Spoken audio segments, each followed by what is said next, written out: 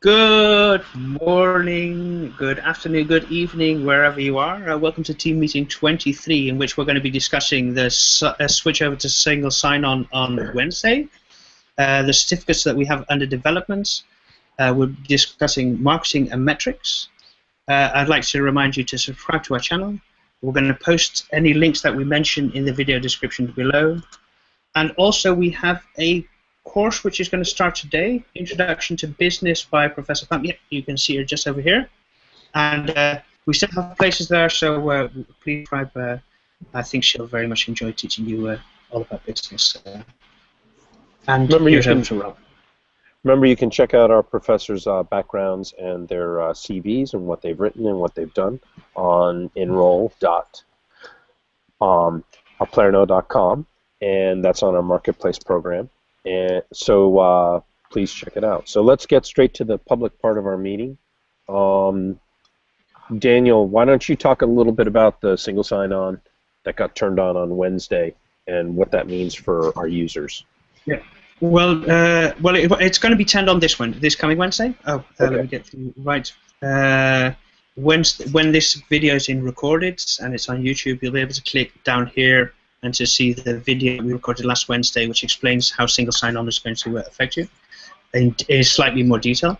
But basically, what it's going to mean for our users and for our faculty and students is they will only need to have one username and password. So if whether they're logging into Canvas or into the marketplace, they'll they only need their marketplace account, which will, when they log into Canvas, it'll automatically redirect them to the marketplace to log in there, and then redirect them back to Canvas by instruction. So that's really simple for them, and there should be very little pain felt there. However, if you do feel pain, please contact us. You can email us at either info@aplerno.com or mail us directly our surnames at aplerno.com. That's fine. Rob? Okay. Let's talk. Let me give you a little bit. First of all, let me not say too much. Secondly, let me give you a little update on the marketing position that we are advertising and trying to recruit for. We're really using AngelList for all of the recruitment pieces for this. I've been through a bunch of different resumes and interests. We are trying to recruit a director of marketing / community who's going to be working with us on the using Google Analytics, social networking, social media to build our student contact base. It is the sort of the fourth pillar of the team. We have 3 people each representing different aspects of what our organization does, and one of the things that we're looking for is someone who blends into the chemistry of the team, but we're also looking for people who have experience outside North America, in the United States, who speak one or more languages other than English. And if you have experience with sort of network marketing, and it doesn't have to be in education, it could be in a related industry. We've had some incredible candidates who have sent us their resumes, and we've talked with who have come from anything from the cosmetics field to different types of agricultural products that people sell in a distributed network. So please take a look. The application and what you would be getting paid and the equity that you would be earning is all listed on angel.co under Aplerno, and we'll supply that link to you. But go on to AngelList, look at Aplerno, and there will be a section that'll say jobs, and or you can also send me. Actually, I don't want to put out my email address for that because I'll get a little bit overloaded because we've already had 300-400 people take a look at it. So go through AngelList and we'll take a look at what you've got. Okay. Let me talk a little bit about certificates under development. Okay, if you go to the wiki, aplerno.wikispaces.com, you'll see that we have a certificate in online education. We're working on our general studies. That's the basic outline, the basic courses for our degree programs, a food service management certificate, and some business certificates. And more are coming in daily, but we haven't necessarily approved them. There's also a sustainability studies certificate that we're working in. A certificate for Aplerno is 3 or more classes, which builds up to the next piece is that I'm finishing up the letter of intent to the state of Vermont to become a degree granting and certificate granting institution, and we're gonna put that in somewhere around September 1st, so in 2 weeks. And I would like to announce some of our certificates are going to be done. I know the education certificate is going to be pretty much spec'd out, and there are a few others in terms of food service management that are pretty close. Professor Pam, who's teaching the business course, is also has a whole list of different classes that we'll probably be bundling under a certificate. And so again, if you're a faculty member and you have a program that you'd like to develop and a faculty that you'd like to recruit to be part of that, please go forth and do that and send us an email, and so we can just have a chat. There's also on our website at aplerno.com a whole and on the wiki a whole list of sort of application procedures for certificate development. It's middle of August, and the beginning of sort of going back to college season has appeared. There have been a couple really interesting articles in different magazines in the States about, especially in the Atlantic, about different initiatives designed to reform higher ed, like Minerva, which you guys should check out, everyone listening, because it's a really interesting project, which is trying to redesign the liberal arts education and make it much more accessible to people.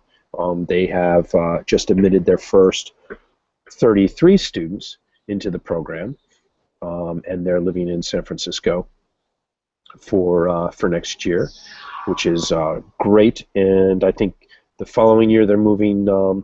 That particular class is going to move on to Asia, and a new group will come into San Francisco for their first year. And you know, they'd like to build it up to 66. They've received over $20 million in funding and have been working on their project for 3 years. And they have 33 students, which leads us into the second thing that Aplerno's doing is we're going to be starting 3 certificate programs. Like I said, we won't be able to grant the degrees until we get fully accredited, which will occur sometime in the next 18 months. But we hope to have a whole lot more than 33 students enrolled by the fall, by the end of this fall term. And so we're going to be really concentrating on student recruitment and also working with our faculty. And to do that, we're going to be really stressing the cost of our classes, which is a whole lot less. The fact that there's an incredible amount of choice, and also some of the really innovative development some of the really innovative programs that Daniel and Dan have developed, which centers around the marketplace and, of course, the portfolio, which we'll be talking about in the next several weeks and months. What's really interesting is, good God, $20 million. We've been doing it for a whole lot less. So far, our expenses to do all that we are doing is less than, much less than $100,000. And I can't really talk about fundraising initiatives. Funding initiatives that we're going to be engaged in, because that would violate certain SEC rules, so I won't talk about them. But just to if you're watching, to put your mind at ease, we're all of us are fully committed to seeing this vision through, and we have the funding to keep things going at this level. But we're always looking for some really interesting partnerships and options, and we'll be discussing those a little bit later on in this open meeting. Dan, do you want to add anything? I know you're on audio. Do you want to add anything to what I've said? No, there's been a bit of activity on Canvas, which has been great. I think some of the folks who have been itching to start contributing and working together, people who have been emailing us, faculty members who are letting us know of ideas they have, are starting to shift their energy towards working with each other, which is exactly what we were hoping for, and it's also what we need. We're not, as we've said in the past and will continue to say, we're not a top-down admin style, 4 stages of committee meetings and year-long approval processes for courses or degree programs. It's all about faculty creating it at their pace, if it's fast, if it's slow, whatever it is, and getting it up to quality. And then once it's up to quality, it's ready to go. So I think that's been a great sign for students and for faculty members who want to kind of hitch their courses onto other folks' programs and ideas, who may be too busy to kind of think of one on their own, but are ready to join up on a movement toward another one. So keep an eye if you're already a faculty member, and maybe you're not working on a class right now, or it doesn't matter. Just pop into Canvas as much as you can, just instead of Facebook. Pop into Canvas, see what's going on, read through the discussion boards in the instructors group, as well as the faculty orientation course, which are essentially something like message boards and just places for folks to post ideas and self-organize. So yeah, I encourage everyone to get in there and just keep up with it, just like you keep up with any other social stream. This is definitely an important one, and it might actually end up benefiting you with a new class idea or a recruitment idea, or getting involved with a program that can bring students to your class, benefiting both you and the students, which is ultimately the goal. Yeah, absolutely. I've noticed, I've been following the discussions on Canvas, and we have a core group who are very active, and they'll comment and they'll give you advice, and they'll talk about everything. It's really, I really get a good feeling that that people are busy and that people are paying attention in Canvas. Of course, we always need new blood. It's always good to see what's going on and to ask for. People will gladly help you if you have any questions, or if you want to get a good idea. Yeah, the whole community piece is really important to us, and what's going to be really interesting is I think we've got the faculty recruitment piece. We know how to do that really well, and it's going to be a lot of fun, but a lot of work to move towards the whole, to start working with the students and to start doing the student marketing, student recruitment, because again, this is a very different organization in that we have people from all over the world who can access us. So we're not going to be spending money on traditional advertising of billboards on buses, since we're not spatially, we're not located in one geographical location. So we're geographically challenged. We're geographically challenged. We have the geographical opportunity. Do you guys want to just briefly talk a little bit about last week, and then talk about what we're doing this week, and then we'll move on to we'll move on a little bit to what Claretta talked about. Even though that's in closed meeting, there's nothing here that isn't the. I want to talk a little bit about Straighter Line and their model. Dan? Yeah, so over the past week, I'm still working on. It's a little bit, everything takes longer than you hope, sort of thing. The new faculty management system, what that involves on the faculty end is that essentially you're getting brought in a nice central way to the software we use to manage our own tasks and meetings and deliverables and objectives, and we're assigning a main rep in a way, and Clairno staff member, so right now it's one of the three of us, to be the point person, to be getting in touch with you, helping you out with issues you might have with class development or software access.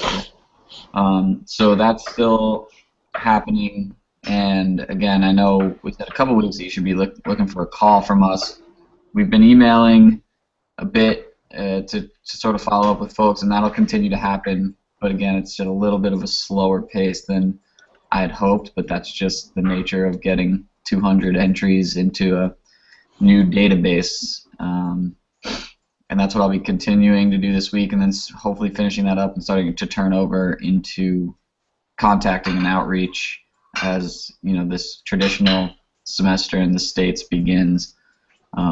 Folks will either be fired up to start teaching and getting in students' heads, or in new fields, or they might be teaching on that schedule at a traditional institute and might have to shift their energy a little bit, but that's sort of my 14-day outlook. Last week I started. Start again. Last week I read a post on Medium, a very interesting post about one of the, say, a customer relationship manager who was using a number of products to make sure that he's in contact constantly with his customers and getting feedback continuously. One of them was intercom.io. It looks like a very interesting site. I had a little play with it. It looks very good. It's slightly too expensive for us at this moment in time, but for the future, it would certainly be handy, so you can actually see it feeds directly into your system to see who you're working with, who you're contacting. So it would absolutely be beneficial to us for anything that we're doing or anything that you're doing in the future. Dan.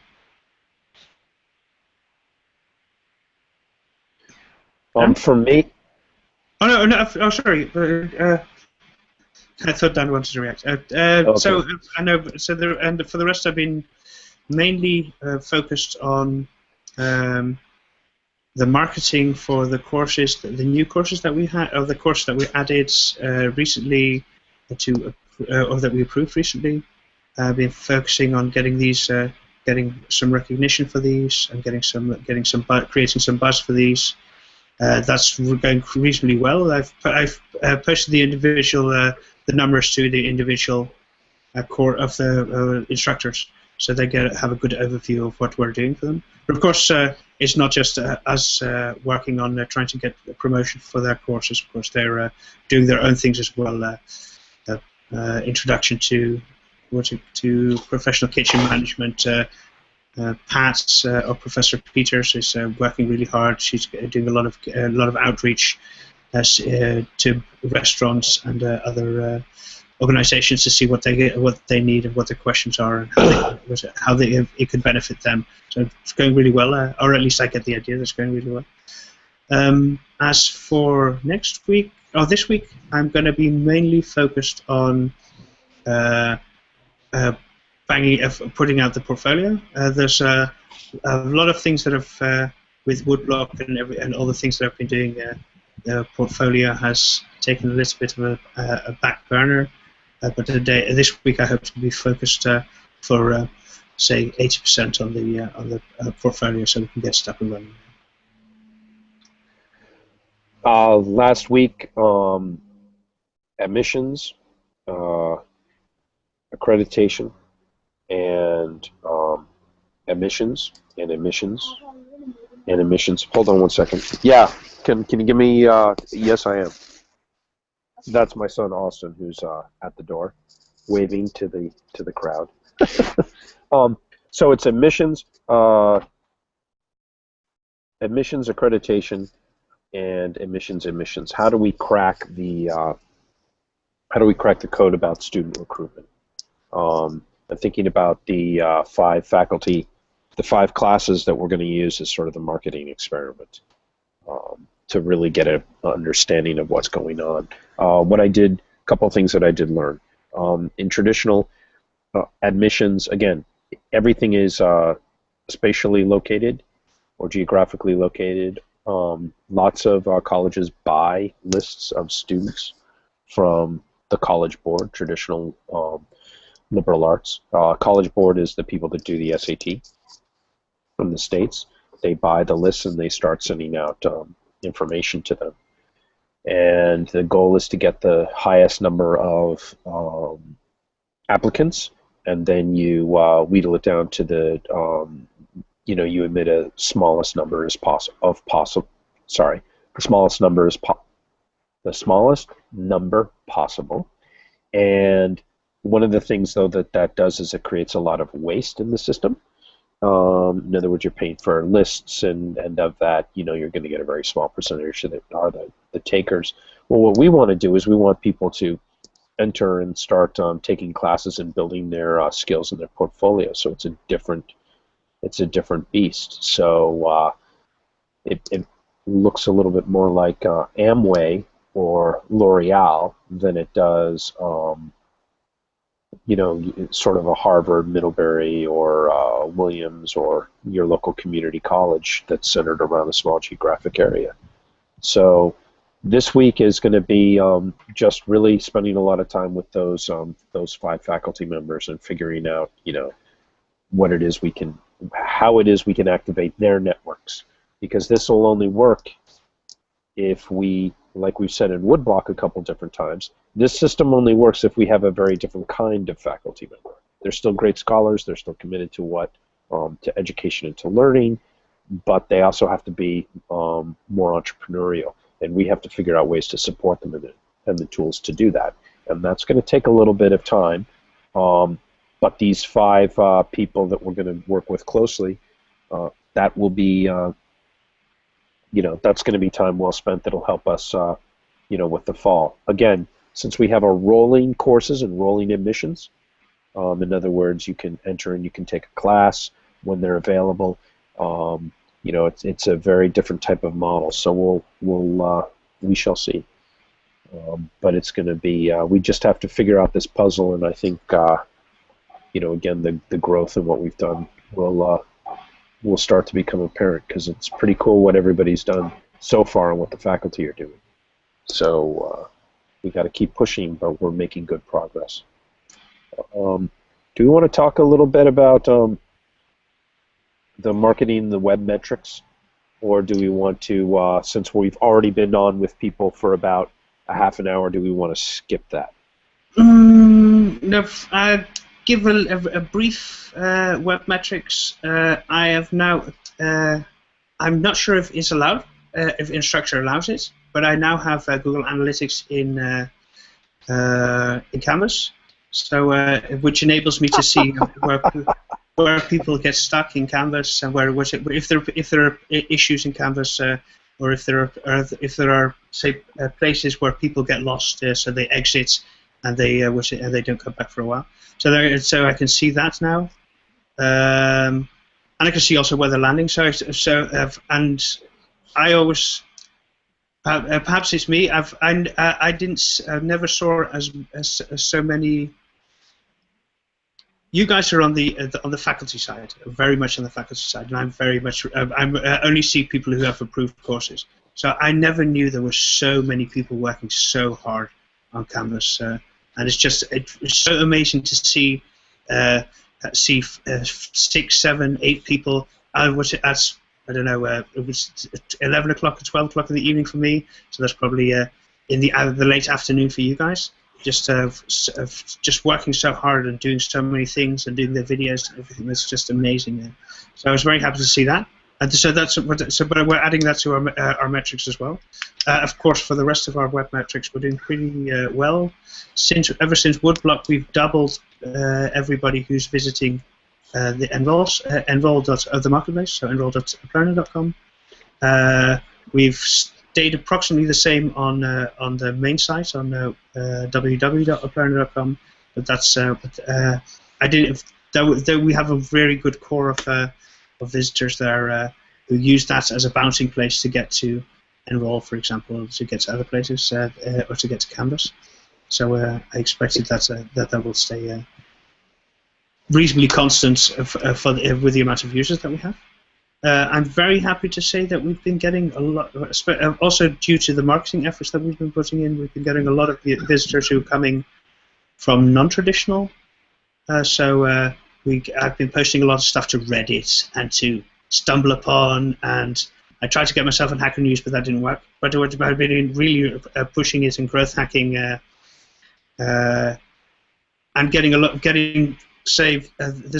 approximately the same amount of people that we're getting now from Twitter or Facebook. We get also now from Reddit or Stumble Upon or places like that. So yes, last week we had amazing success with an article that Dan wrote. We got over 1,000 views of the article, which I was really happy with, and Dan was completely ecstatic, of course. So yeah, I feel that we're, at least with our metrics, we're doing reasonably well. I mean, based on where we were and where we are now, and especially if I compare it to a year ago, we're just off the chart compared to a year ago, of course, when we were just starting out. Yeah, you guys are the miracle workers. I mean, yeah, it is. We've made an incredible amount of progress in 1 year. From that first week in August. Great, and we'll go over those metrics in the closed session. Please remember that those people who are watching the team meeting, that you can send your questions to questions@uplearno.com. You can also tweet them to @uplearno, and so yes, feel free to reach out and make a comment. You can also go on to the Canvas, onto Canvas by Instructure. And maybe what we'll do is add a discussion board for faculty on Canvas, a discussion board for the team meetings. I'll make them a little bit more inclusive. But yeah, Daniel kind of does that when he posts an announcement on sure. You can comment, or always comment on YouTube as well. That's right, because everything's on YouTube. Okay, so let's. If there aren't any questions that are coming up, let's sign off, and then we'll go into the private session, the closed meeting. I'm going to skip Professor Loretta Pam's comment, and we'll contact her directly. You know what? I can't do that. It's just totally not cool to just sort of like, hey, I'm going to comment on something and then not. So. Loretta Pam, who's teaching a business class, talked about a really great company, again, called straighterline.com. And what they've done is they have education on a subscription basis for general education courses. So you pay a flat rate per month, and you get a class, and there are partner schools that will accept those courses for credit. And, we'll be contacting Straighterline to say, hey, we'll be a partner school with you guys. It's a great model. My only question is, again, it's fine for general education credits, but I don't see how the faculty are making any money, given those, given the cost of their classes, which they do you can take as many courses as you want for about $50 a month.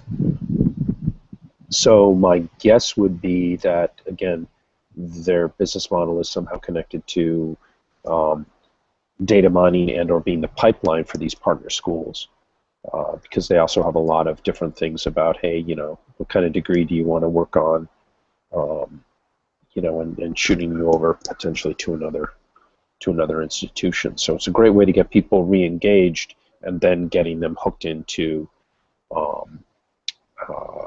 and connected to a traditional institution of higher ed for their online learning programs. Because I just don't see how what they're charging, what they're able to do. So there's obviously some other form of there's obviously some other kind of revenue that they're taking in, but it's a great service to people to get those general education credits from those schools.